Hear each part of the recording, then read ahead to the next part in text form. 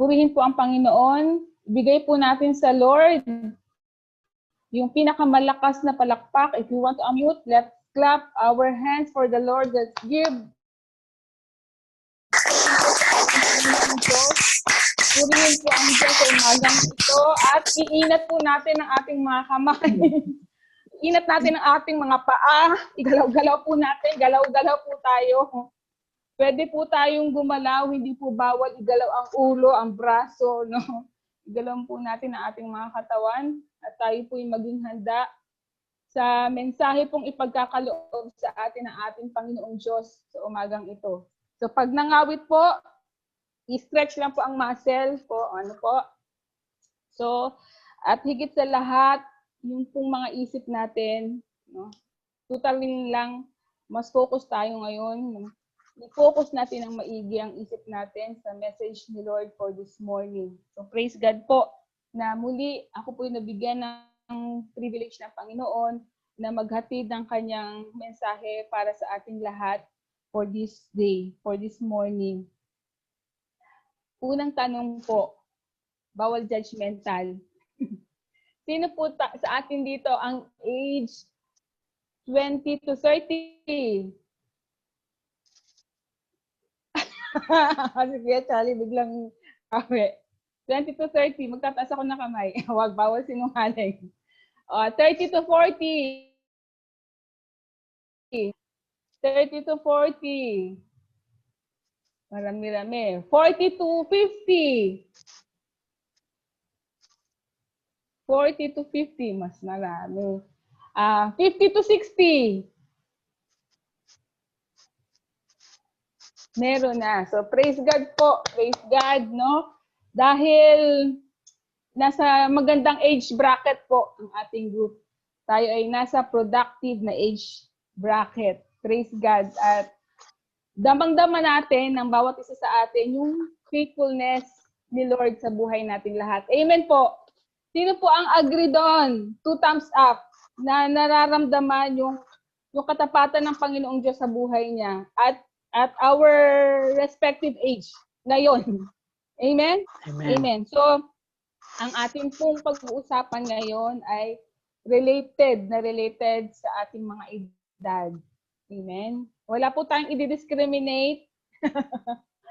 So, ang Panginoong Diyos po ay kakausapin tayong lahat this morning, not exactly about our age, but related to our count of breathing years na dito sa mundo. At kukumustahin ni Lord ang ating mga buhay.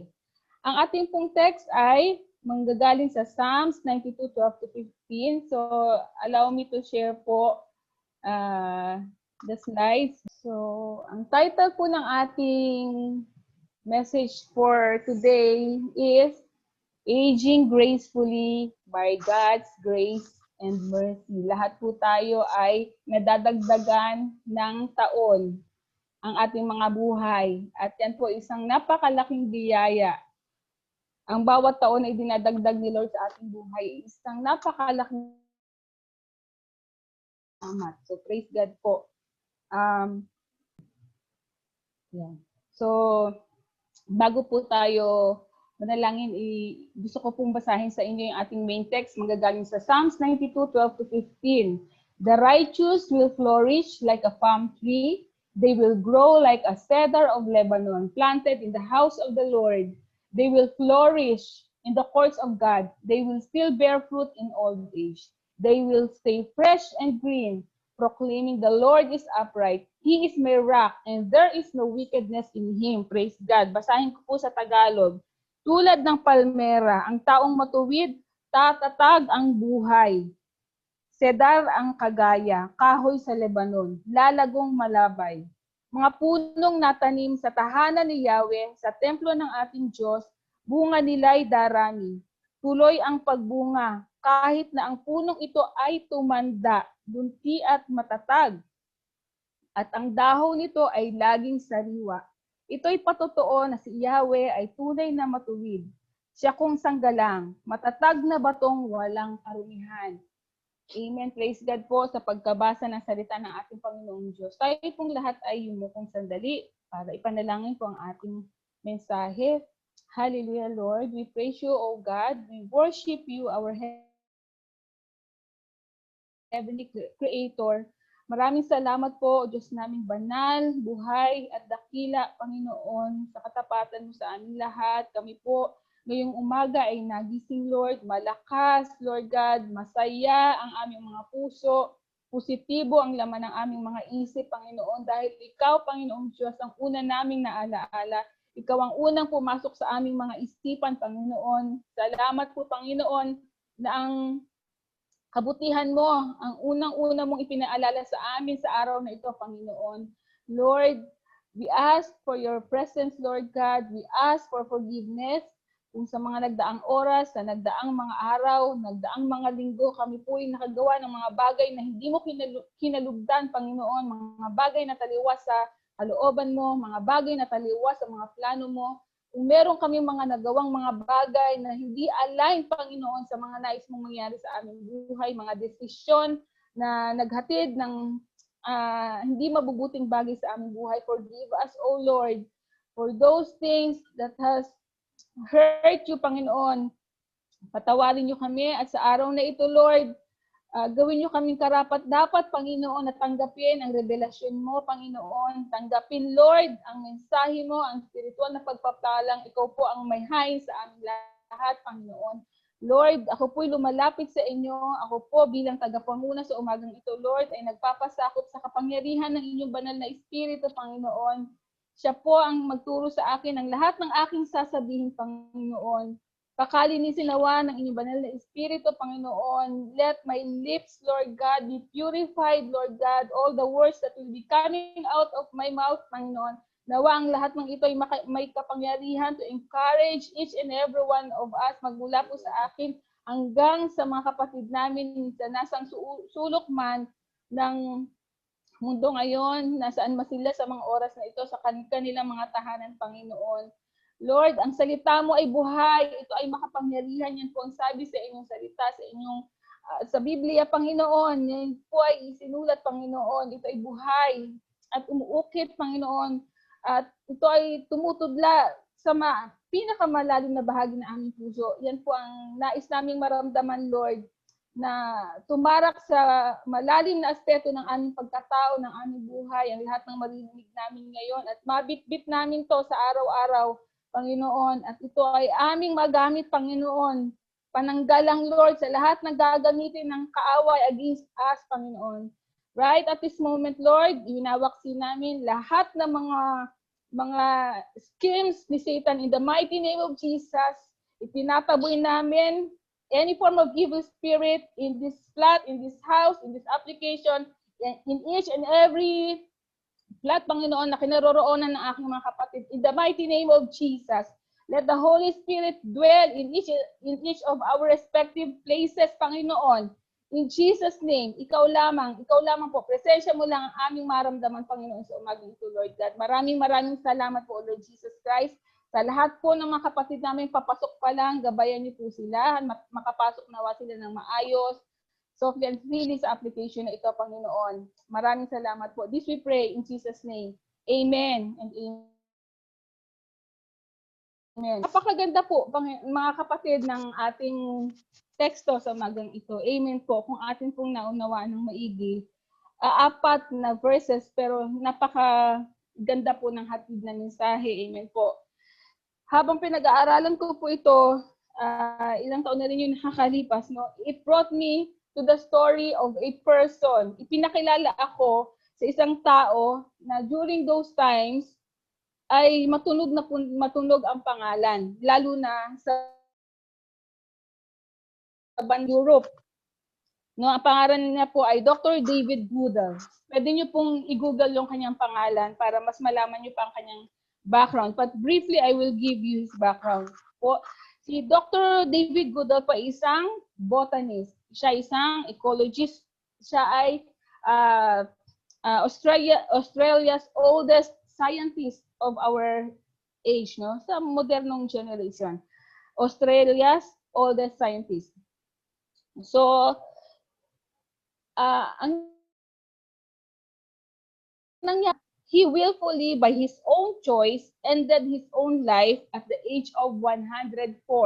So 104 po, siya ay nakapagdesisyon na tapusin ang kanyang sariling buhay willfully, by his own choice, by assisted suicide. Have you heard of assisted suicide po? Sino na po ang nakarinig niyan? Assisted suicide. Alam niyo po, ang dami pong nangyayaring ganitong insidente sa maraming bahagi ng mundo. Hindi natin nararamdaman dahil nandito sa hindi rin masyado dahil we are a Christian community. Mas pro-life tayo. Pero sa Western, sa European countries, palasak po ang usapin patungkol dito. At siya po ay, yun nga, kinare out niya yung assisted suicide at a clinic in Switzerland. Kasi sa Australia, during that time, hindi pa siya approved. Pero sa Switzerland, approved na ang assisted suicide. Kaya pumunta siya, nagbiyahe siya from Australia to Switzerland para i-carry out yung kanyang napagdesisyonan sa kanyang sarili. So in Switzerland, there is liberal assisted dying laws. They allow people, especially those with terminal illness, to end their lives legally with a lethal injection. Saan po ba natin naririnig kadalasan ng lethal injection? Sa Pilipinas, naririnig natin yung ibinibigay sa mga kriminal. Amen po? Yung nabigyan ng death sentence during the time na may death sentence pa sa Pilipinas. Case of assisted death is exceptional. Bakit po exceptional? Kasi during that time na napag-decision niya na niyang gawin iyon sa kanyang sarili, he is not afflicted with any form of terminal illness. Malusog pa siya kahit 104 years old na siya. Wala siyang sakit, wala siyang cancer, wala siyang any form of dreaded illness. His primary reason for choosing to die by assisted suicide, mga kapatid, ay hulaan niyo po kung ano. At isipin niyo kung ito ay isang valid reason para gawin ito sa sarili niya. His main reason is his deteriorating eyesight. Sino pong nanlalabo na ang paningin dyan? Katulad ko. Deteriorating eyesight and deteriorating mobility. 104 na siya. So normally, ina-assist na sa paglakad, gumagamit ng tungkod, yung iba naka-wheelchair, yung iba naka-walker. He said that his life stopped being and 10 years ago. So 104 minus 5, mga 99 years old siya or 90 years old, kuminto na raw na maging enjoyable. Hindi na kasiyasiya ang kanyang buhay according to his own perspective. To him, there is nothing more to live for. Beginning the age of 90, wala nang dahilan pa para mabuhay. Mahina na ang paningin niya. Mahina na siyang kumilos. Mahina siyang maglakad. So he doesn't believe in afterlife. Hindi siya naniniwala pag namatay ang isang tao ay merong afterlife. He refused to have a funeral or remembrance service or ceremony. Kung mamatay siya, ayaw niya ng paglalamahin siya, ayaw niya ng alalahanin pa siya, ayaw niya. Ayaw niya ng ganon. No funeral service. And at his last press conference, mga kapatid, before conducting his assisted suicide, dahil naging matunog nga ang issue tungkol sa kanya, no? He was saying, aging disgracefully. Yan po si Dr. David Goodall. Ang ganda pa naman po ng pangalan niya, no? David Goodall. Parang good all. Parang, di ba? But ironically, he didn't see the goodness in his life. No? He was so regretful at reaching more than 10 years of life. And more than 100 years of life. Sa isip-isip niya, hindi na sana lumagpas pa sa 100 taon ang buhay ko. Bakit? Bakit lumampas pa, no? His own terms, which for him is dying with dignity and respect. Para sa kanya, yung kaparaan ng napili niya, kung paano siya mamamatay, ay dying with dignity and respect. Yung assisted suicide na sinasabi niya, this is the way I wanted to die. This is dying with dignity and respect. Something that he will never experience anymore if he continued to live any longer and waited to die the normal or usual way according to his own insight. Kapag pinalagdagan siya, mag-105 siya, maaaring isip niya, magkasakit pa ako, ma-bedbound pa ako, I will die without dignity anymore. Kasi mag-isip nila pagka gano'n na, wala na akong saysay, isa na lang akong parang stuffed toy or parang hayop ang tingin ng iba na hindi na inaalaga na parang isang human being, no? Wala nang dignidad ang buhay. Ida-diaper, papalitan ng diaper, mga gano'n, no? So, ayaw niya ng gano'n, ayaw niyang maranasan yun. It's really becoming so much more challenging. Amen po. Naniniwala po tayo. Everyday challenging ang buhay natin. Lalo na sa panahon ngayon. Masyadong complicated. And at times confusing. Nito. Amen? So tayo mga tao, we are so bombarded with too many concerns about life. No? Lalo na about living and dying. And dahil dyan, we are being led to doing bizarre decisions in life. Hindi po ba bizarre itong ganitong uri ng desisyon sa buhay na pagdesisyonan nating piliin kung anong uri ng kamatayan magkakaroon tayo at ang nais nating abutin? O hanggang 70 at 70 mag-assisted suicide na ako, ha? That is so bizarre. Kung may tinatawag na new normal, I cannot even say this is new normal. It is not normal. Amen po? So, may dalawang concern po ang mga tao sa ngayon, lalo na sa ngayon. Amen. Two major concerns of people nowadays. Unang concern, it's all about dying. Dying is so inevitable. We will all die. Dying. Anong tungkol sa dying? Dying young and dying undignifiedly. Yung concern ng mga tao ngayon tungkol sa kamatayan, lalo na yung mamatay ng napakaaga o mamatay ng wala ka ng dignidad, na para ka na lang hayop na binaril, para ka na lang hayop na itinapon sa kalsada. Kita, no? Nag-viral po ito, yung isang matanda na itinapon ng kanyang kaanak sa gilid ng kalsada sa Maynila. Nabalitaan niyo po yan? Yung matandang may sakit. Nalimutan ko kung ilang taon, 70-something yata yun. Itinapon na lang siya ng kamag-anak niya sa gilid ng kalsada. No, galit na galit si Yorme. So, human beings are mortals with corruptible flesh, bound to face death, except for those who will be raptured prior to their death. Sabi po ng Bible, lahat tayo mamamatay. To dust we are from, and to dust we will, go back, di ba? Amen po, sabi ng Genesis. So, maliban na lang dun sa mararapture, sabi po ng Thessalonians. So, ano yung pangalawa pang concern? Aging. Aging is inevitable. If dying is inevitable, aging is also inevitable. Not everyone, however, will be given the opportunity to reach old age. Some could die too soon. Amen?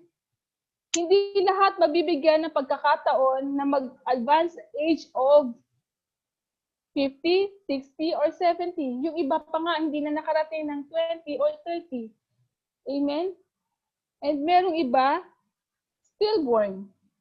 So, hindi po ba isang napakalaking biyaya na inabutan natin ng edad na ito natin ngayon? Pakisabi nga po natin sa ating mga sarili ngayon, salamat po Panginoon, I have reached. Amen. Thank you, Lord. I'm about to be 48. Thank you, Lord. Sobrang thank you, Lord. May pabang salita bukod sa thank you, Lord. Gagamitin ko na ngayon na eh. Kasi napakalaking biyaya talaga. Amen po. Yung iba naman po ay takot na tumanda, no? So ngayon, ang focus po natin is not about dying, but about aging. But somehow matatouch about dying. But ang focus natin primarily is about aging. So, it refers to the physical and psychological changes that occur with maturation. It is an organic process of growing older and showing effects of increasing age. No, may mga physical, mental, emotional, no? Changes na mangyayari. Decline that normally occurs as a part of growing old. Amen po? Medyo talagang tanggapin natin. Real talk. Nagde-deteriorate. Amen? So sabi nga natin, aging is inevitable just as dying is inevitable. Amen? Hindi hinayaan ni Lord na tayo ay maging immortal dahil nagkasala ang tao. Imagine kung ang tao ay makasalan, immortal tayong makasalanan. No? So, ano po ang preferred ninyo? Pangalawang tanong. To die young or to age? Magandang tanong po ba ito? Kung kayo po ay papipiliin, what would you prefer? To die young or to age? To have that prolonged life that Dr. Goodell had, but he did not appreciate. So Dr. Goodell was given the rare opportunity to be a centenarian, more than a centenarian, pangakasi 104 to live longer than he expected. But unfortunately, he failed to appreciate its value. Sino pong hindi na-appreciate yung parang gusto pang sisihin si Lord, bakit Lord ganitong age na ako? Bakit dinadagdagan mo pa ng patuloy yung edad ko at this point? Meron na ba? Instead of being grateful, he was so regretful when he was alive. He lived a fruitful secular life actually. 90s na siya, nagtatrabaho pa siya actually. Even at the age of 100, I think, if I could remember it right, nagtatrabaho pa siya sa school. As a dedicated scientist professor, till 102. See, till 102. Nagtatrabaho, even sa Western country, no? Hanggat able ka, magtatrabaho ka, hindi katulad sa bansa natin. May age limit. So until 102 years of life, but spiritually, he is empty. He failed to realize the reason for his longevity. So nawala na siya ng ganang ipagpatuloy ang buhay. So obviously, fear of worthlessness is the triggering factor that stops his joy and to still live. Fear, napakalaking factor po talaga ng takot. No? Kapag yan ang na-inject sa ating mga puso. As he sees it, there is nothing more to live or a better to just stop living just the way he wanted. He wanted his life to stop. So many aging people, way younger than Dr. Goodell, mas bata pa nga kay Dr. Goodell, feel the same way. Yung iba 60s, nawawala na ng ganang mabuhay. Alam niyo po, part ng ating yung love and belongingness na nararamdaman at this age. Siguro hindi yan naramdaman ni Dr. Goodell. No? So many go through the process of aging with minimal fears and worries, while some experience abnormal and incessant irrational fear called, ayan po, gerascophobia. Sino po ang may abnormal fear of getting old? Meron po ba? Let's pray for that person. Mga kapatid po ni Kuya, mga anak, Kuya Jerome, hello. Kumusta po ang mga anak nyo? Basta dito, nakikinig. Ayaw pa kita. O baka tayo takot tumanda. Naalala ko po nung bata ako, sabi ko, ayokong tumanda. Gusto ko manatili akong 8 years old. Ayokong magka-responsibility. So bakit nagkakaroon ng fear of getting old? Lalo na yung abnormal fear dahil sa stigma of aging. Amen po. Ang pananaw ng karamihan, no, lalo na nasa Western, nasa mga Caucasian, hindi naman tayo nag-discriminate, pero as an observation lang, no, yung actually, nangyayari na nga rin sa bansa natin, katulad ng nasabi ko, yung matanda itinapon sa gilid ng kalsada. Older people are burden to families and to society. Yan ang stigma eh. Pag matanda ka na, wala ka ng silbi. Lalo na't wala kang insurance. Mga anak mo, apo mo, itatapon ka na lang dyan sa kalsada. No? So, yun po ang stigma ng aging. So in Japan, Korea, China, and other European countries, they see a growing number of elderly and older people as a major problem. Ito po ay data 2 years ago. And salamat sa Diyos, hindi kasama ang Pilipinas dito. Yung elderly people as a major problem of the society. Praise God po. So, is this global perspective po ba justifiable or reasonable? Tingnan po natin yung mga common observable changes ng mabilisan related to aging. At tingnan natin mga sarili na natin, no? Kung nararamdaman na natin ito. Ito po ay mababasa natin sa Ecclesiastes 12:2-7. Ecclesiastes 12. Naman ng mental and physical changes, graying hair and wrinkles.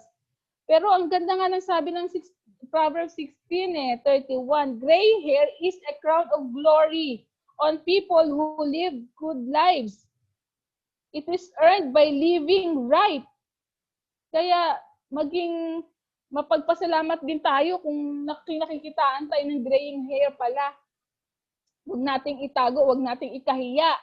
Amen? Makatikas physical abilities makes us high risk for injuries. Ayan, madali nang madapa. Ang hirap ng pag nakaupo, hirap ng tumayo, masasakit ang tuhod, declining health condition requires us to visit doctors frequently, need health insurance. Dito na yung naiisip natin, kailangan ko na ng health insurance, kailangan ko na ng life insurance, kailangan ko na St. Peter, mga ganun. No? Emotional changes. Too sensitive. Sino po masyado ng sensitive dyan? Easily gets depressed. Attention seeker na. Pag di natawagan ng anak, ng apo, fearful due to many risks. Matatakotin kasi baka ganito, baka atakin sa puso, baka ma-stroke. Low self-esteem. Nako, dati ako ang provider ng pamilya. Ngayon ako na binibigyan ng mga anak ko. Bakit ganun? Dapat ako pa rin ang nagpo-provide dahil ako ang ama ng tahanan, dahil ako ang ilaw ng tahanan. Dapat ako ang nangangalaga ng sambahayan. Bakit ngayon yung mga anak ko na? Bakit? Wala na ba akong pakinabang? Wala na ba akong boses? So we must get along with our families and friends more frequently. Avoid being alone. Lalo tayong makipag-socialize. Amen po? Huwag tayong lalay sa pamilya, huwag tayong matampuhin. Bilang tayong mga Kristiyano, lalo na. Amen po? So, may social changes, dependent on others, unable to care for self. Kailangan na ng caregiver. Nag-hire na ng someone para mag-assist sa paglakad-lakad ng mga dokumento, papeles, di ba? Baka kumukuha na rin ng attorney, nagsusulat na ng last will and testament. It means retirement, inability to support self or others. Nawala na ng trabaho kasi sabi nga sa Pilipinas may age limit hanggang 50 lang, retired ka na. Tapos malalaman-laman natin hindi pala naihulog yung social. Wala tayong monthly na pagkukunan ng pambili ng amlodipine, ng carvedilol, no? Kahit man lang paracetamol, wala tayong pambili pag sumakit yung mga tuhod at kasukasuan natin. Yung financial pressure, nako, aalmusalin, bawal na sa akin ang maalat, bawal na ang mamantika, bawal na, ang dami ng bawal. Mag-a-adjust ang pamilya sa pagkain, ang ipapakain na kay Lola Madonna, kay Lolo Ray, namimili na ng pagkain before reaching this point. Spiritual changes. Ito yung point na people feel of getting closer to death. Andiyan na nagbibilin. Mga apo, pag may nangyari sa akin, yung kahon dyan, may itinago ako dyan, ha? O kaya, meron ka ng sikretong taong pinagsabihan ng mga susi-susi mo na itinago ng matagal ng panahon. Meron diyang sikreto dyan sa alfombrang yan, may nakatago dyan. No? No, some start to become more, if not excessively religious. Ito na yung time na ako finally. Ito na yung may time na ako sa Panginoon para magdasal. Ito na yung simba na ng simba, masisipag ng makipag-fellowship, masipag na magbasa ng Bible. Kasi pakiramdam, pabalik na sa kanyang lumikha. Others kept their belief that there is no afterlife, like Dr. Goodell. And yan po yung malungkot. Kung manatili yung paniniwala na there's no afterlife. Kasi there is no creator. So he decides on his own on what to do on his life. Kung kailan niya tatapusin ang kanyang buhay. So, dahil sa mga changes na ito, we start to worry and ask ourselves, what the future am I going to have in change? Naisip po ba natin yan na ano ang magiging kinabukasan ko kapag ako ay tumanda? The good news is there is such thing as successful aging, and we Christians are entitled to it. We are very much entitled to age gracefully and successfully. And paano po natin gagawin yan? So to age with success means older or advancing in age with triumph and grace, having physical, mental, emotional, social, and spiritual well-being as we grow older, as we mature in age. And the scripture says that God knows the count of our hairs in Matthew 10:30. And po, kasali po dyan ang mga puting buhok. Alam ni Lord, alam niya, pag puro puting buhok na tayo at may ginagawa po ang Panginoon na measures para dyan. So to age with success is to get older with triumph and grace. That is having physical, mental, spiritual being. So as Christians po, we are taught by God to accept that aging is a natural part of life. Amen po. It is God's will that we go through it so that we could be a channel of blessing for other people. A vessel of wisdom for the youth and not a burden to others. Amen? So paano po ba? What are the biblical tips to age gracefully and successfully? Una, balikan po natin ang ating main text sa Psalms 92, verse 12. Sabi po, the righteous will flourish like a palm tree. They will grow like a cedar of Lebanon. Amen? So, be righteous in God's sight. Sabi po, di ba, the righteous grow like a cedar of Lebanon. Righteousness in God's sight means being in right standing with God.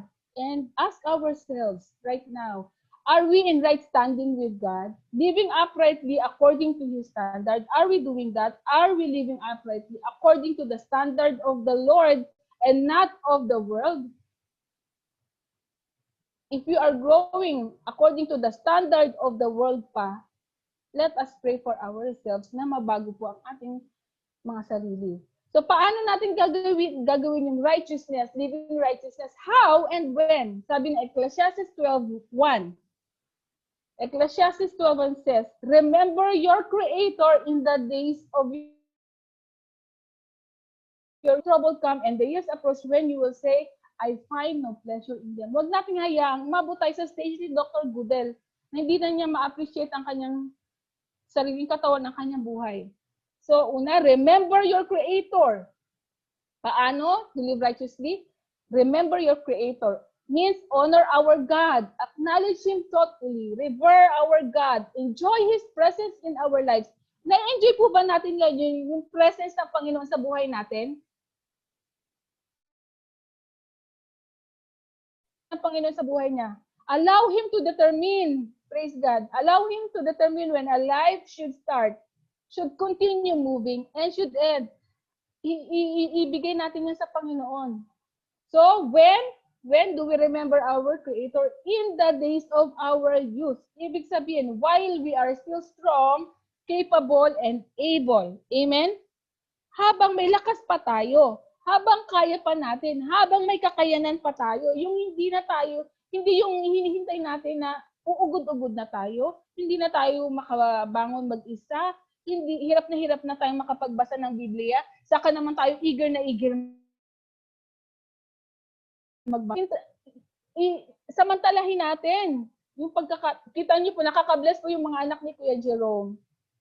I'm not glorifying people, but God, sa buhay po nila, na in their young age, inaaral nila ang salita ng Diyos. Amen po. yung mata nila, ginagamit nila, malalakas pa ang mata nila sa pagbabasa ng salita ng Diyos at pag-unawa nito. Amen po. So while we are still strong, capable, and able, dyan po yung nakalimutan ni, ni Doc. This is what Dr. Guda forgot to do. He did not believe in afterlife. He does not believe in the creator of life. So what does it make him? Sort of walang Diyos, di ba? He spent all his life focused on science kasi nga scientist siya. So, while we are still capable, ilagay natin ang we must recognize our owner and learn to put our faith in Him, give our life unto Him, no? Bigay natin ang buhay natin sa Kanya. Dahil sa Kanya naman talaga ang buhay na ito. And it pleases God. He will guide us till our death. Sabi po ng Psalms 48:14. For that is what God is like. He is our God forever and ever, and He will guide us until we die. Hindi lang sa ating old age, kundi hanggang sa araw ng ating kamatayan. As a result, we will flourish like a palm tree. We will grow like a cedar of Lebanon. Ano po bang significance ito? Bakit tayo inihalin tulad sa palm tree and cedar of Lebanon? Dahil sila, itong mga puno na to ay upright, tuwid. Nakita natin yung puno ng dates, di ba, tuwid? May nakita na po ba tayong puno ng dates na nakabaluktot o U ang shape? O kaya S ang shape? Wala po, upright at matayog all year round, majestic and stable, able to grow in different environments. Sabi na Philippians 4:12-13, I know how to live in almost nothing or with everything. I have learned the secret of living in every situation, whether it is with a full stomach or empty, with plenty or little. For I can do all things, everything through Christ who gives me strength. Yun, sa panahon man ng tagtuyot, sa panahon man ng tag-ulan, sa panahon man ng lack, sa panahon ng plenty, alam na nating mamuhay. Sa panahon man ng ating kabataan, na fresh tayo, sa panahon nire-rate ang ating kalakasan mata, alam natin yung sikreto. We learn the secret of living in every situation. Kasi kasama natin si Kristo sa ating mga buhay. Amen po? Kaya nga, in 13, for I can do everything in Christ who gives me strength. Amen? May kakontentuhan. Amen? Kasi alam niya, ang Diyos lagi ang nagsusustain ng kalakasan niya. Mag-advance man ang age according to the will of God, hindi matatakot. Hindi makararamdam ng pag-aalala, discontentment, or anumang kabalisahan. Amen po? So, as a believer of Christ, we are given eternal life. We are given this ability pa nga, to live long with value and purpose and to have have that eternal life, no, as promised. To have a glory that want to see his children aging bride without glitter while waiting for his son's return. Tingnan ko nga po yung mga glittering smile nating lahat dyan. Hindi yung smile na nanunuyo na, tingnan ko nga po ang mga smile na yan. Pakita nga natin kay Lord na flourishing yung smile na yan. Kasi minsan smile tayo pero tuyot na yung smile natin. Ayan, ang sasarap ng ngiti nyo po. Ngiti ng may pagpupuri sa Panginoong Diyos. So by Christ's grace and mercy, we will continue to experience growth. Amen? And worthless. Tingnan po natin yung dates, di ba? Kahit even the summer, namumunga. Doon nga siya namumunga ng maraming kumpul-kumpul na bunga ng dates during summertime, di ba po? So naturally, as we age, our strength, no, yung mga lakas natin, yung vigor, yung dexterity natin, in almost all aspects, will never be the same as when we were younger. Hindi katulad ng mga edad ng anak ni Kuya Jerome. No? Magde-decline talaga. Tanggapin natin ang katotohanan. But in Isaiah 40, 29 to 31. Paborito po ito ni Ate Che. He gives strength to the weak. He gives power to him who has little strength. Amen. Even very young men get tired. Kahit yung mga katulad ng anak ni Kuya Jerome, napapagod yan. And become weak and strong. Young men trip and fall. Oh, paminsan-minsan nadadapa. But they who wait upon the Lord will get new strength. They will rise up with fire. They will walk and not become weak. Amen? So even in our advancing age, magiging tulad tayo ng isang agila, lilipad ng matayog. Amen? Di napapagod, di nadudupilas, di nadadapa. Kasi ang alalay natin ng Panginoong Diyos. Amen po? He is the wind beneath our wings. Hindi nga lang, more than that pa nga eh. Amen? So tingnan natin ang ehemplo ni Moses, no? Literal example sa panahon ni Moses. Hindi 20 years old when he died, but his eyes were not weak and his strength had not left him. Anong sikreto kaya ni Moses? Wala lang naman. Isinuko lang naman niya ang lahat kay Yahweh. Dumepende lang naman siya kay Yahweh. Amen po? May pagkakataon din na may nagawa siya na hindi kinalugdan ng Panginoon, but in general, nalugod pa ang Panginoon sa buhay niya. Kaya binigyan siya ng matatag na mata. Paano niya maililid ang Israelite yung dati nakita ang kalaban? And his strength had not left him. Binigyan siya na iba yung kalakasan. In Psalm 73:26, my flesh and my heart may fail, but God is the strength of my heart and my portion forever. Amen? So, pasalamatan po natin ang Panginoong Diyos sa napakagandang pangakong yan na sa ating mga buhay. Amen po. Pangalawa, keep our lives planted in the house of the Lord. Keep our lives planted in the house of the Lord. In verse 13 of our main text, it says, planted in the house of the Lord, they will flourish in the courts of our God. Sabi ng Psalms 84:10, for a day in your house is better than 1,000 elsewhere or outside. I would rather be the one who opens the door of the house of my God than to live in the tents of the sinful. Amen? Mas masaya po na nasa tahanan tayo ng Panginoong Diyos, nasa presensya tayo ng ating Diyos na buhay, kesa nandun tayo, ni-spend natin ang buhay sa sekular na mundo, sa sanlibutan. Amen po? Kahit lang, role lang natin dito ay sabi nga dito, kahit na tagabukas lang siya ng pinto ng tahanan ng Diyos, kahit walang maliit na malaki na task sa Panginoon, amen po, kahit na taga-greet ka lang ng good morning, no? Sa body of Christ, sa church, malaking gawain yan para sa Panginoon. Imagine, may pumasok sa Zoom meeting natin na wala man lang na good morning. Sabi nga ni Ate Jane kanino, ang tatahimik, di ba, nakakapanibago. Lalo na walang na good morning man lang. Napakalaki po ng impact ng isang good morning eh. Amen? So, mas masaya po na nasa tahanan tayo ng Panginoon, tayong mga anak ng Diyos ay nagkikita-kita. Ang body of Christ ay nagsasama-sama, nag-unite katulad ng Messiah Friday. Bakit po? Why? Because in the courts or the house of the Lord, sabi ng Psalms 84:11 says, in the courts of the Lord, for the Lord God is a sun and shield. There is protection and provision. No? Sa tahanan ng Diyos, the Lord bestows favor and honor. May gracious dignity that we are longing for sa tahanan ng Diyos. Nung tayo nasa secular life pa ng ating mga kabataan, yung mas mabatang panahon pa ng ating buhay, may mga nagawa tayong bagay doon na pakiramdam natin na walang ating moral natin, na bumabang tingin natin sa sarili natin. Pero kapag nasa tahanan tayo ng Diyos, gracious dignity that we are longing for na maibalik sa atin ay nararamdaman natin. Walang nang mamaliit sa atin sa tahanan ng Diyos. Amen po? Walang nagsasabi na, ganito ka noon na, bakit ka nandito?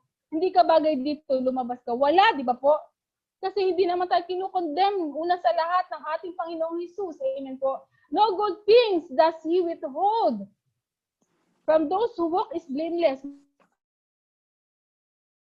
no genuine goodness and fullness of His blessings na matatagpuan natin sa tahanan ng Diyos. Kahit na maraming pagsubok na hindi tayo exempted, andun pa rin nararamdaman natin ang genuine goodness ng Diyos, the fullness of His blessings in our lives. Amen po? So, di ba po napakasarap na isipin na ganun ang gustong mangyari at ginagawa na nga ng Diyos sa mga buhay natin kapag tayo nananatili sa kanyang tahanan, sa kanyang templo. Amen? At hindi natin pinanghihinayangan na bawat sandaling nilalagi natin dito. So in turn, what do we do in the course of the Lord? Ano pag ginagawa natin? Review lang, ginagawa na natin ito in Psalms 48, 9-11. Within your temple, O God, we meditate on your unfailing love. Like your name, O God, your praise reaches to the ends of the earth. Your right hand is filled with righteousness. Mount Zion rejoices. The villages of Judah are. So, sa tahanan ng Diyos, anong ginagawa natin? We meditate, may meditating. We pray, we reflect fervently on God's unfailing love by adding many fruitful and blessed years in our lives. Hindi tayo nandito para ireklamong, Pastor, napapagod na ako sa buhay ko, magsi-50 na ako, 50 na ako, pagod na ako sa responsibilidad ko sa pamilya ko. Meron ba tayong kinaringgan ng ganun? Wala po, di ba po? Dito sama-sama tayong nagpupuri, nagpapasalamat, Lord. Isineselebrate natin ang added years sa buhay. May pagpupuri, we worship, we exalt, we declare the greatness of God's name instead of complaining about how painful the aging process is. Hindi tayo nagsasabi dito, Pastor, napapagod na ako. Nag-a-advance na nga yung age ko, nag-a-advance din yung mga karamdamang nararamdaman ko. May diabetes na ako, may hypertension na ako. Hindi ko na maigalaw yung kanang kamay ko. Nag-slurred speech na ako. Wala namang ganun, di ba po? Tayo'y nagpupuri ng patuloy sa Panginoong Diyos. Amen? There is rejoicing. Wala sa atin dito na pagdating sa tahanan ng Diyos, masyadong nurtured ang kalungkutan. Kung hindi, atin itong napagtatagumpayan. Dumadaan tayo sa sad moments. Amen. Wala sa atin dito nagsasabing hindi nalungkot sa buhay niya. Nakakaramdam tayo, lalo na mga OFW tayo, namimiss natin ang ating mga pamilya eh. Buti sila Kuya Renan at Kuya Jerome, nandun na sa Pilipinas, kapiling ng mga anak, asawa, di ba po? O wag naman po tayo mainggit mga kuya. Darating ang time na iaalaw ni Lord na makapiling na rin natin ang ating mga pamilya. But hindi tayo nalulungkot. O di nakakasmile si Kuya Dante. Amen po, si Kuya Nor, kahit galing pa ng night shift. May energy pa, praise God, no? Hindi nakakatulog, Kuya Nor. Di ba po? Praise God. Di ba? There is meditating, praising, rejoicing. Nangyayari po ba yan sa church? O puro reklamuhan tayo? Hindi naman, di ba po? We encourage one another, praise God. O dahil yun ang ating nararamdaman. Pangatlo, we continually and confidently proclaim in our lives the following. Let's go back to verse 15 of our main text. Ang sabi po doon, the Lord is upright, He is my rock, and there is no wickedness in Him. Amen? Kamukha po yan ng binasa sa atin ni Ate Ella sa ministerial kanina. The Lord is upright, He is my rock, there is no wickedness in Him. Walang kasamaan sa Diyos na ating nakilala. Amen po? So, siya ay matuwid, siya ay batong tanggulan, siya ay walang bahay dungis. Amen? So, ang gagawin lang naman natin is to fully trust in God as we advance in age. Our confidence in Him also increases all the more. Habang tumatanda tayo, mga kapatid, dapat ang confidence daw natin, yung kumpiyansa natin sa Panginoon, pagtitiwala natin sa Panginoon, habang nadadagdagan ang age natin, nadadagdagan din. Na Lord, hindi mo ako pababayaan sa pagtanda ko. Hindi mo ako pinagbayaan ng aking kabataan, simula ng ako isilang. Sa aking kabataan din, Lord, ang buong pagtitiwala ko sa iyo. Hindi ako pababayaan ng mga anak ko, ng pamilya ko. Gagamitin mo sila para mamuhay ako ng maayos. Hindi niyo hahay ko. Diba? So, andun ang kumpiyansa natin sa Panginoon na gagawin niya yon sa ating buhay. Na magiging productive pa rin ako, may silbi.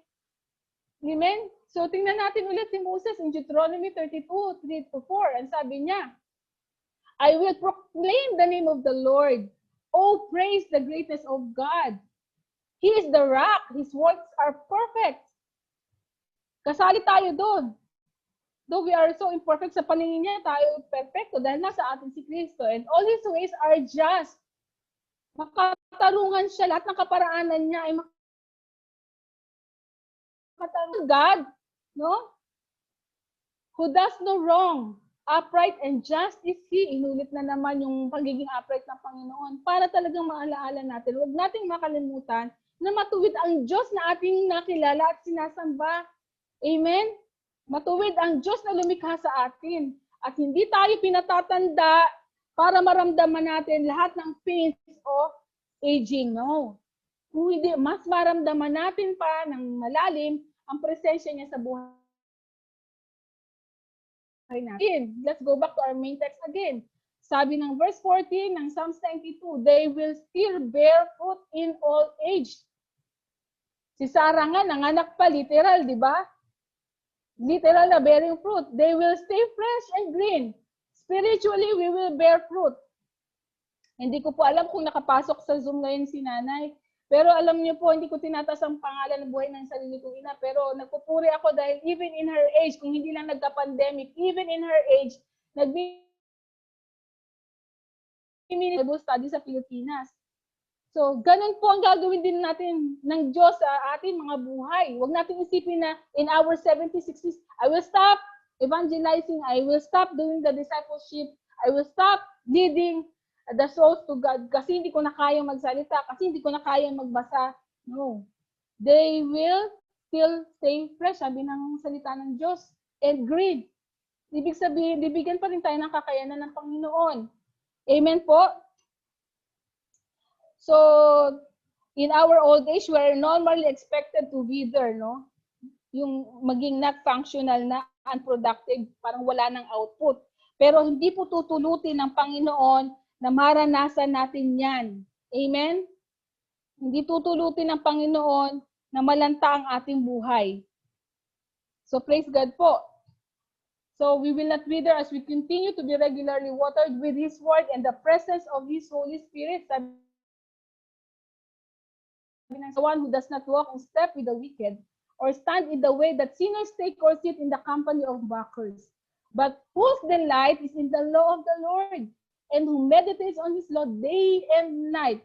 Kaya nga po, talagang ang Panginoong Diyos, tinuturungan tayo na i-carry out, talagang gawin literally, gawin natin yung pagde-devotion. No? Gusto ni Lord na mabasa natin ang salita niya. Umpisahan na natin yung mga gustong humabol. Habol po tayo. Meron tayong devotion ginagawa natin. That person is like a tree planted by streams of water which yields its fruits in season, and whose leaf does not wither, hindi nalalanta, whatever they do prospers. And in John 7:37-39, on the last and greatest day of the festival, Jesus stood and said in a loud voice, "Let anyone who is thirsty come to me and drink. Whoever believes in me, as the scripture has said, rivers of living water will flow from within them."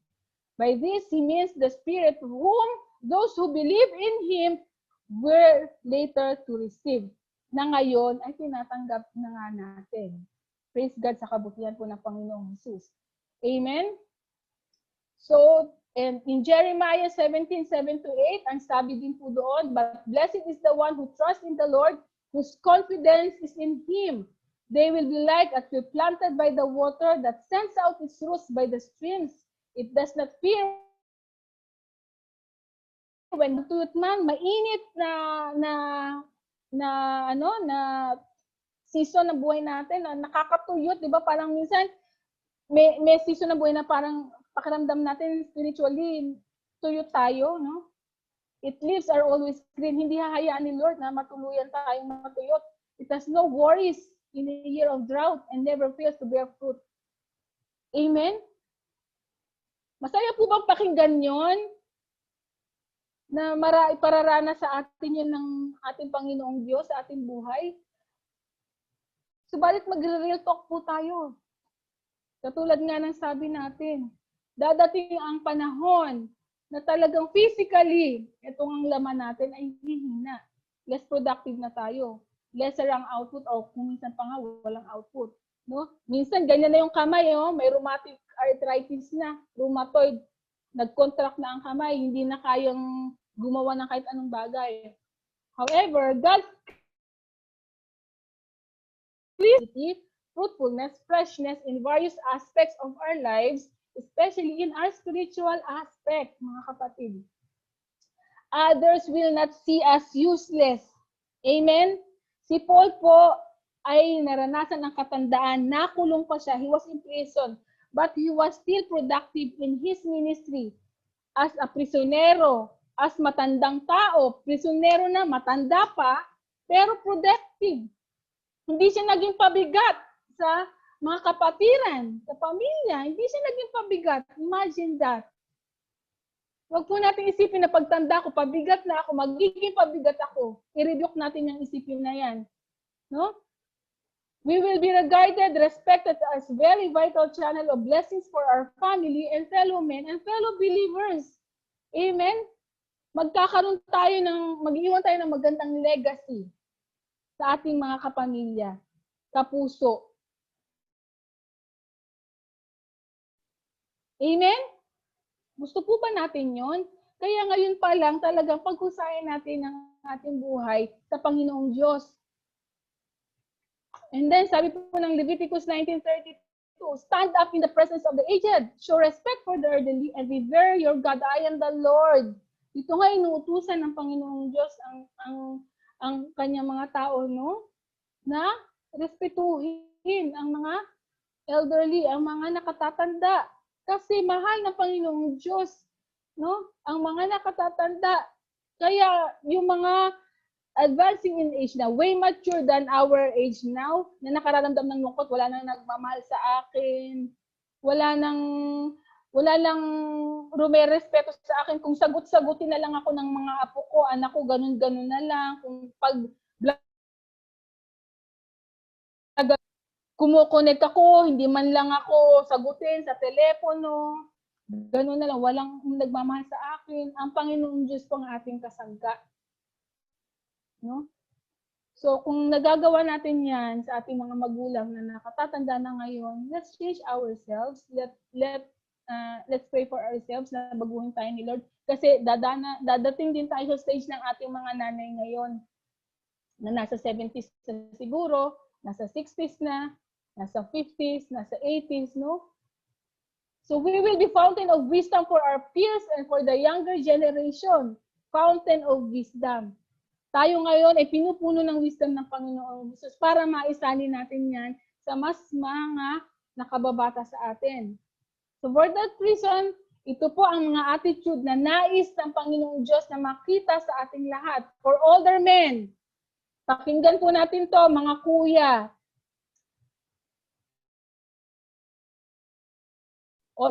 Teach the older men to be temperate.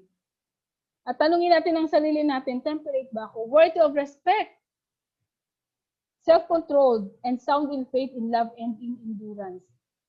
Ano pong ibig sabihin nito? Dapat emotionally calm daw po tayo. No? Hindi yung kasing tindi pa tayong mag-tantrums ng mga anak natin. No? Kasing tindi pa tayong mag-whine, magreklamo, no? Mawala ng control sa mga emosyon natin, sa mga anak natin, teenager o young adult. Emotionally calm, controlled, healthy, acceptable, encourager of young men. We behave, kayo mga kuya, mga tatay, behaving wisely and taking life seriously. At sa mga kabataan nakakarinig nyo na message na ito, this is what you are supposed to be kapag ang age ninyo ay nag-advance na. Behaving wisely and taking life seriously. Hindi si Batman, okay lang yan. Na may nagtatanong sa ating kabataan, ay naku, ganyan din ako ng kabataan ko, lilipas din yan. Ganyan lang ang gawin mo, ayos lang yan. Naku, ganyan na talaga. Yan ang uso ngayon. No? Tama po bang marinig sa atin yun? Di ba magandang ilid natin sila sa tama? Alam mo anak, ganito ang natutunan ko sa buhay. wag namang masyadong seryosong hindi na mag-grasp ng mga anak natin. Bumaba din tayo sa kanilang level. In a way, nakarespeto yung ating explanation. Amen po? May magtatanong, pwede na po ba akong uminom ng alak ngayon kasi nasa 20 na ako? Kailan po ako pwedeng tumikim ng wine? Ano po isasagot natin? Barubalin ba natin agad yung anak natin? Tumigil ka! Kasi po ba yun? Kristyano po tayo. So, though ayaw nating mangyari sa anak natin na maging alcoholic in the later years of their lives, sabihin natin sa maayos na paraan. Amen po. For older women, Titus 2:3. Likewise, teach the older women to be reverent in the way they live. Not to be slanderers or addicted to much wine. Imagine, dapat po, di ba, itong addicted to much wine sa mga kalalakihan. Isipin po natin, during the thousands of years ago, problema na lasangkera. Addicted, hindi lang basta umiinom ng wine, kundi addicted to much wine. Much wine pa, addicted, not addicted to little wine. But to teach what is good. Ito po, ganyan ako dati. Umiinom po ako. Nagsimula sa patikim-tikim. Pinilit kong gustuhin. Hanggang sa ano, kabilin-bilinan ni Lola inom ng serbesa. Natuto kong uminom ng serbesa Kasi pakiramdam ko masarap palang mailabas, di ba? Nawawala ang inhibitions. Nag-umin-Ingles ka na, dati hindi ka marunong umingles. Nagkumanta ka na, video ko ito, nag-live ka pa, dating hindi ka makaharap sa tao. Ang sarap ng pakiramdam. Hanggang sa, yes, totoo po ito, naririnig ng asawa ko. Pwedeng marinig ng mga anak ko para matulog sila. Hanggang dumating ang isang araw na muntik na ako makipagpalit ng mukha sa aso. Dahil nakagawa ako ng bagay na hindi na talaga appropriate bilang sa akin bilang babae, bilang tao. Alam mo yon, sobrang kalasingan Kaya mga kapatid, mga anak ni Kuya Jerome, at kung sino mang kabataang nakikinig ngayon, at even whoever you are, at your age mo na, nalalango ka pa rin sa alak, no? Babae ka man o lalaki, this message is for you. Maging reverent tayo in the way we live. Not to be slandered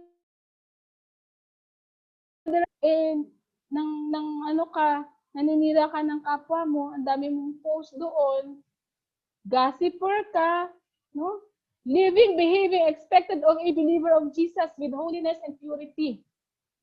Not malicious gossiper. Hindi ka naman sigurado sa narinig mo na ikaw ay sinabihan ng ganito. Pinost mo na. Di ba?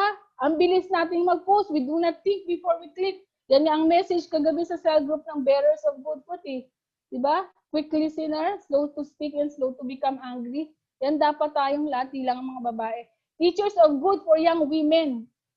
May lalapit dyan. Alam mo ate, Donna meron sa akin nang liligaw. Oh, talaga? Ay, buti naman kasi 30 ka na. Sige na, patulan mo na kahit sino. Mawawala ka na sa kalendaryo 1 taon na lang. Tama po ba yan? Teachers of younger women, anak, you can still wait. Let the best darating yan. Kaya nga lagi kong isinishare kung paano nakilala ko si Pastor Ray. No? Bunga ng panalangin. O wag na po yung love life namin, hindi tayo matatapos. So, no? Wag na nating i-focus yung mga ituturo natin sa younger women, sa mga heartaches, no? Alam mo, yung naranasan ko sa asawa ko, bugbog sa ko talaga. Kaya wag ka mag-aasawa. Mabuti na lang na wag, sabi ng Bible, mas mabuti wag ka mag-asawa. Dahil i-focus mo, gusto mo siyang maging disciple in the future, pero nakafocus ka sa faith. Hindi ka mas na-inject sa kanya yung takot, no? Ganun pala mag-asawa, wag na nga. Hindi niya naintindihan yung tungkol sa ibang bagay na maganda sana. Nakafocus ka sa pain Pwede namang i-share, alam mo ganito ang naranasan ko in the past. But praise God! Ganito na ang ginawa ng Panginoong Diyos sa akin. Diba? Katulad ng sinishare ni Ate Irene. Amen? Di ba po? Mas magandang pakinggan yun. So, in Titus 7:2, 7-8, in everything, except doing what is good. In your teaching, show integrity, seriousness. Integrity means you walk what you talk. You do what you say. May integridad. Sinabi mong, pinayuhan mo ang kaibigan mo na Huwag mong gawin yan kasi hindi yan kalugod-lugod sa Diyos. Pero ikaw pala yung gumagawa nun. Hayaan mo naman ako kasi mas matanda ako sa'yo. No? Papunta ka pa lang, pabalik na ako. Mas naiintindihan ko yung ginagawa ko. Mas kaya kong dalhin ang sarili ko. Ayun ba yun? Di ba po, hindi ganun ang standard ng Panginoon? Do what we say. Do what we preach. Amen? Tinuturuan mo yung anak mo, anak, bawal magtanim ng galit, pero ikaw pala, dami mong kinikimkim na galit. Sa asawa mo palang, galit na galit ka na eh. Pero turo ka ng turo sa anak mo, anak, wag away-away ha. Kiss na kayo ni kuya, kiss na kayo ni kuya, ba't hinahag na? Maya-maya nakikita kayo ng anak nyo, nagbubugbugan kayong mag-asawa. May pasa ka na sa mata, meron ka ng, di ba? So we do what we preach, ating pamilya, kaibigan, ng people around us. Amen? Ano nga yung sabi ni Kuya Rico kagabi? No? Huwag masyadong mabait sa Facebook kasi nagugulat ang tao pag nakikilala tayo personally, iba pala. Diyos ng Diyos sa Facebook, in person, ang laman pala ay wow. Ang laman ng bibig. Slanderous, gossip, di ba? So, in Jesus' name, hindi tayo ganun, mga kapatid. Sounded of speech that cannot be condemned, so that those who oppose you may be ashamed because they have nothing to say bad, nothing bad to say about us. No? So, kung sino man, yung nakabasa na post mo na maganda about the Lord, pag nakilala ka, sasabihin, ay, ganun pala talaga siya in person. Akala ko, hanggang Facebook lang. Akala ko, hanggang ganun lang siya. Ganun pala talaga siya. So, sino ang napaparangalan? Not be able to say nothing against us. Hindi natin na ilalagay sa kahiyan ang sarili natin at lalo na ang Panginoong Diyos. Amen? No? We are professing Christian family, pero nangunguna sa kalukuhan yung mga sarili natin. So, yun po ang nakakahiya sa Panginoon. So, in conclusion, bibigyan natin ulit, no, anong gagawin natin para maging green and flourishing, fruitful. O yan, ang ganda. Okay. No? Na group. And syempre, sa lahat ng groups din. Be righteous in God's sight, remembering our Creator when in our youth. Hanggang may lakas tayo, wag natin hantayin ng mga talukap na lang ng mata natin ang kaya natin igalaw. Saka natin sasabihin, gusto ko lang maglingkod sa iyo, Lord. Paggalawin mo na ako, Lord. No? Yung itim na lang ng mata natin ang umiikot-ikot. So keep our lives planted in the house of the Lord. Planted means, doon tayo nagpupuri, nagpapasalamat, doon tayo nag-express ng kagalakan, no? Sa tahanan ng Panginoong Diyos, sa presensya niya. Katulad nitong ating ginagawa. Amen? No, we continually and confidently proclaim that the Lord is upright, that the Lord is our rock, that there is no wickedness in Him. Hindi natin siya sinisisi sa mga mishaps na nangyayari sa buhay natin. Hindi natin sinasabing, ano ba naman tong Panginoon na to? Bakit hanggang hindi mo patanggalin ang pandemic na ito? Sawang-sawa na ako sa quarantine. Sawang-sawa na ako sa kakasundot ng ilong ko. Ano ba namang klaseng Diyos to? Hindi tayo nagagaganan, di ba po? Kasi mas natututunan natin, mas nakikilala natin, mas nauunawaan natin ang karakter ng Diyos na ating pinaglilingkuran, na ating sinasamba, na ating pinadadalanginan, na ating pinupuri, na source ng lahat ng ating mga kagalakan. Mas nakikilala natin siyang maigi at habang nakikilala natin ang Diyos ng maigi, ipinakikilala rin ng Diyos kung sino na tayo as we advance in age. Madonna, ganito ka na. Dati, lasing ka sa sarili dahil sa alak. ngayon napupuno ka na ng banal na espiritu. Dahil sa pagbabasa mo ng salita ko, dahil sa pag-aaral mo ng salita ko, at nakikita ko na nakikerry out niyan sa buhay mo. Kaya ang Diyos ay pumapalakpak sa mga buhay natin. Amen po? At kung excited tayo sa pagbabalik niya, mas excited ang Panginoong Jesus na akapin niya tayo at sabihin, anak, halika na, oh. Halika na. Datnan mo yung kamatayan. Who knows, baka mamaya lang rapture na. Di ba po? So, bilang huling verse na pong iwan sa atin ng Panginoong Diyos, ang Isaiah 46:4. Sabi po doon, even to your old age and gray hairs, I am He.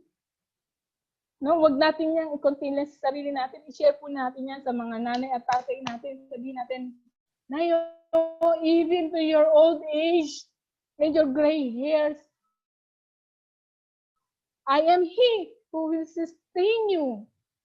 I have made you and I will carry you. Kakargahin kita. Hindi ka na ba makalakad? Ako ang tutulong sa'yo. I will sustain you and I will rescue you.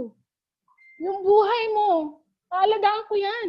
Kasi ako nagbigay sa'yo niyan. Bawat cell sa katawan ko, ako ang nag-assign yan. Bawat itim at puting buhok mo, ako ang naglagay niyan. Ako ang may sabi kung ilan ang bilang niyan. Risk ka na for fall. You are at risk of falling into sin. No, I will rescue you. Sasaluhin kita. Hindi ko hahayaang mahulog ka sa kasalanan dahil niisip mong walang kwenta na ang buhay mo dahil sa tumatanda ka na. So yan po ang gusto ng Panginoong Diyos na maramdaman nating lahat today. No? Hindi natin alam kung hanggang ilang taon ang aabutin natin. Hindi natin alam kung katulad ni Dr. Goodell, no? Aabot tayo ng more than 104 years old. Pero ang gusto po ng Panginoong Diyos, no? Ang gusto po ng Panginoong Diyos, matuto tayong magpasalamat sa longevity na ibinibigay niya sa atin. At 48, I count it as longevity na, mga kapatid. Para sa akin, ang haba na nito, Panginoon, salamat po. Merong hindi talaga umaabot na ng 48. As early as 20, kina-cancer. Meron kaming younger than 20 pa ang cancer. O ito nga, may coronavirus pa. Yung kapamilya namin, yung auntie ko na namatay, COVID pala ang kinamatay. Hindi namin alam. 2 weeks ago lang kausap ko pa sa messenger. Hindi natin alam. So, ipagpasalamat natin sa Panginoon ang bawat araw, oras, linggo, buwan, taon na dinadagdag ni Lord sa ating mga buhay. Huwag tayong makaramdam ng pagsisisi. Ito lang naman ang kinakaharap namin ngayon. Mask kami. Hindi kami makalabas without mask. Hindi kami makalapit sa mga kapamilya namin. Hindi kami makapagbakasyon sa Pilipinas. Ano na bang klase na buhay na ito, Panginoon? Tapusin mo na kaya itong buhay na to. Ganun na ba? Hindi. Hindi tayo ganun. Pasalamatan natin ang Panginoong Diyos. Ibigay natin sa Kanya ang pinakamataas na papuri, pagluwalhati, pagsamba at pagdakila dahil sa Kanyang katapatan sa atin na tinutulutan niya pa tayong huminga ng malaya, mabuhay ng malaya, no? At mapapurihan siya, mapasalamatan siya ng malaya. Amen? So sabihin natin sa mga katabi natin ngayon sa Zoom, kaliwat kanan. Congratulations kapatid. Kasi you are advancing in age. You are aging gracefully.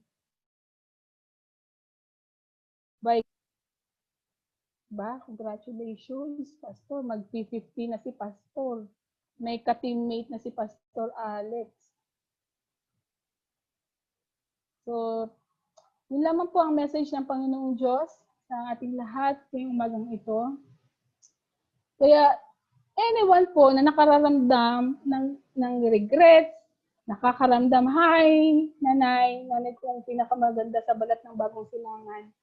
So, sa grupo natin ngayon na nakikinig ng message ni Lord, no, si nanay, gusto ko lang pong sabihin sa inyo, ay 78 na, no, kung di ako nagkakamali. Lahat. No? At ang pinakamatanda naman ay, ilang taon po ang anak mo, Kuya? Kuya Jerome. Ilang taon yung youngest? No? 18. 18 po. 18. Praise God. You will reach 104, katulad ni Dr. Gudel. Amen. Amen. At parang si Abraham, marami kang offspring in Jesus' name. So, yun po ang message ni Lord sa atin. Huwag nating pagsisihan tayo binubuhay ng Diyos at dinadagdagan ang taon ng ating buhay. Huwag yung celebration natin ay dahil lang gusto nating i-treat ang ating mga friends. And then, after that, tapos na ang celebration ng birthday, nag-iisa tayo sa isang sulot, nagsisisi tayo, at nag-isa lang ako, Lord. At 40, bakit hanggang ngayon wala pa akong habibi at habibti? Bakit ganun ang buhay, Lord? Diba? No. Lagi dapat nadadakila sa ating buhay. Bata man tayo o matanda. Amen po. So, tayo pong lahat ay yumuko at manalangin. Ipagpasalamat po natin sa Panginoong Diyos ang kabutihan niya sa ating mga buhay. Hallelujah, Lord God. Tunay nga, Panginoon, na dakila ka. Tunay nga, Panginoon, na buhay ka. Tunay nga, Panginoon, na tapat ka sa bawat isa sa amin. Mula sa pinakabata hanggang sa pinakamatandang kaluluwang naririto, Panginoon. Sa mga oras na ito, Panginoon, na nakapakinig, Panginoon, ng mensahe mo. Maraming salamat sa katapatan mo, Panginoon. Tunay nga na may purpose. Each and every second, every hour, every day, weeks and months and years na dinadagdag mo sa buhay namin, Panginoon. Lord, inire-review po namin yung mga pakiramdam na maaring ma-inject sa aming isipan. Hindi man sa araw na ito, sa mga susunod na panahon. Ngayon pa lang, iwinawaksin na namin ito sa isip at puso namin, yung katulad ng naramdaman po ni Jesus. We are not supposed to live according to our own terms.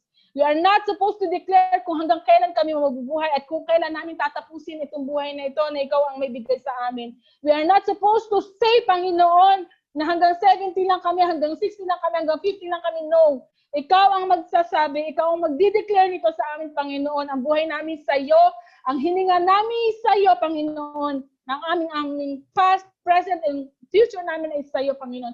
Wala kami ni kaunting karapatan, Panginoon, na ang pinin, Panginoon, ang aming mga buhay, Lord God. Ang lahat ng ito isinusuko namin sa inyo. Ang aming ngayon at ang aming kinabukasan, Panginoon, ay sa iyo. Isinusuko namin ng buong buo, ipinapasakop namin ng buong buo. Lord, nais namin tanggapin, Panginoon, lahat ng mga pangako mo. Higit sa lahat, ang pangako mo, banal na Espiritu. At sa pamamagitan ng pag-aaral ng inyong salita, Panginoon, tunay nga, Lord, na gawing buhay, Lord God, gawing fruitful, Lord, ang aming buhay, Panginoon, lahat ng aspeto ng aming buhay. My heart, Lord, our heart may fail, our flesh may fail, Lord God, but indeed, Lord, you are our portion forever and ever and ever, Lord God. Salamat po sa kabutihan mo.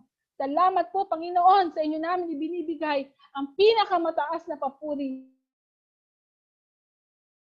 In the mighty name of Jesus, our Lord and Savior, and through the presence and the fellowship of your Holy Spirit. Amen, amen, and amen.